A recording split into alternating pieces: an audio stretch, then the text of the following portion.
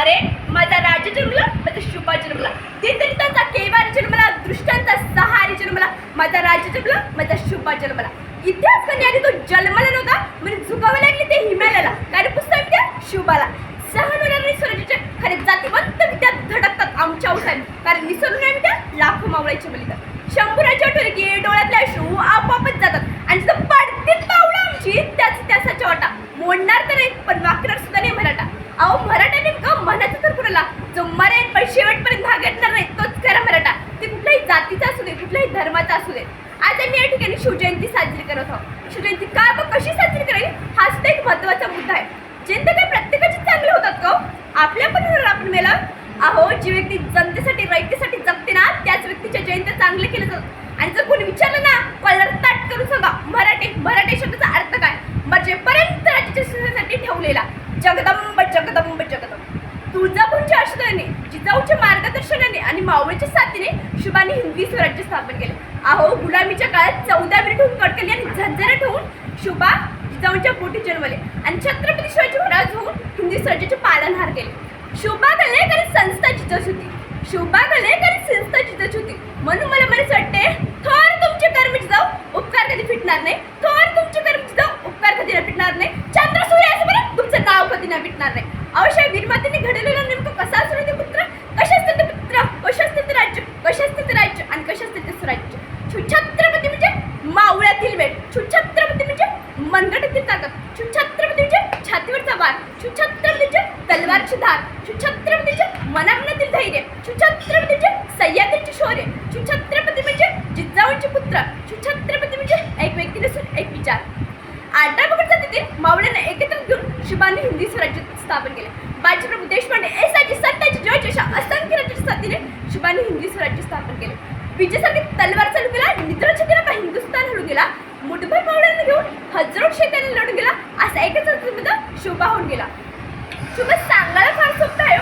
शुभा ऐकायला पण फार सोपं आहे. शुभांचा जय घोष करणे पण फार सोपं आहे. पण शुरांना अंगी करणे फार अवघड आहे. रुद्राचा अवतार तो बागाचा कसा होता. रुद्राचा अवतार तो बागाचा कसा होता. विचारा ते सह्याद्रीला माझा राज्य कसा होता. माझा शुभा कसा होता. मित्रांनो 350 वर्ष पूर्ण झाली तर सुद्धा महाराष्ट्राच्या वतीला शुभांची गरज पडते. हे तर खूप मोठी शौकत आहे. अहो असं वाटतं भलापटी उठावं त्या रायगडच्या पायऱ्या चढाव्या म्हणजे अंतकरणात म्हणजे मनातून म्हणजे काळजातून म्हणजे राज्याला साथ घालावी म्हणावं विचारावं बोलावं विराचं त्याचं कशी बघावं तुम्ही एवढी बुलाटदार तलवार तुमचा हात जवळ असं त्याच्या दुःखातून त्याच्या लटलट कापतात.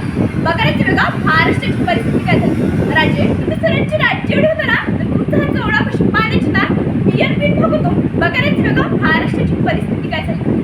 राजे कशी सांभाळली तुम्ही एवढी मोठी प्रचंड जिजाऊ साहेबांचा तुमचा हात जवळ म्हणतो आम्ही दोन आणि आमचे भूत दोन आमच्या भूतात चौकोनीचे दोन मुलांना आदर कोण अशी कठीण परिस्थिती झाली आहे महाराष्ट्राची. रायगडच्या भीतीचा मध्याचा असे तो रायगडच्या भीतीचा मध्याचा असे तो 31 डिसेंबरला तुमचा हात जवळ कसा नशीब जिंकून येतो. महाराज रायगडावर उभारली तुम्ही शिवरायांची उडी. महाराज रायगडावर उभारली तुम्ही शिवरायांची उडी. तुम्ही नसता तर चालली असते मराठ्यांची उडी. तुम्हामुळे पाहतो आम्ही देवघरांची गरज. तुम्हामुळे पाहतो आम्ही देवघरांची गरज. तुम्ही नसता तर दिसली असते अंगणातील तुळस. जशी शुभांवर जिजाऊने संस्कार केले तसे आपली आमच्यावर संस्कार करत नाही. तर कोणी म्हणतो पेपर आवड गेला तर का आत्महत्या. टेन्शन आलं तर कर आत्महत्या. नवऱ्याने छेडलं तर कर आत्महत्या. सासू सासऱ्याने त्रास दिला तर कर आत्महत्या. आवाज झालं तर का आत्महत्या करायला. अहो कित्येक मुलं मुली स्त्री पुरुष एका कारणाने आत्महत्या करतात. काय आदर्श घेतलो आपण शुभांचा. काय आदर्श घेतलो आपण शुभांचा. अहो आमच्या महाराजांवर पण खूप संकट आली होती परंतु कधी मनात आत्महत्येचा विचार आणला नव्हता. अहो महाराजांनी प्रत्येक संघर्ष वाटा शोधला मार्ग कला म्हणून तर हिंदवी स्वराज्य स्थापन केले. मित्रांनो प्रत्येक राज्याच्या नाचगाणी शोभा असायची परंतु माझ्या राज्याच्या दरबारात कधी नाचगाणी झाले. माझ्या राज्याच्या दरबारात प्रत्येक कार्यक्रमाला माता भगिनीचा दर्जा दिला जात होता. म्हणून मला म्हणावंसे वाटते इतिहासाच्या पानावर रयतेच्या मनावर आणि महाराष्ट्राच्या वतीच्या कणाकणावर राज्य करणारा शुभा. म्हणून मला म्हणावंसे वाटते आले किती गेले किती उडून गेला भरारा. अरे आले किती गेले किती उडून गेला भरारा.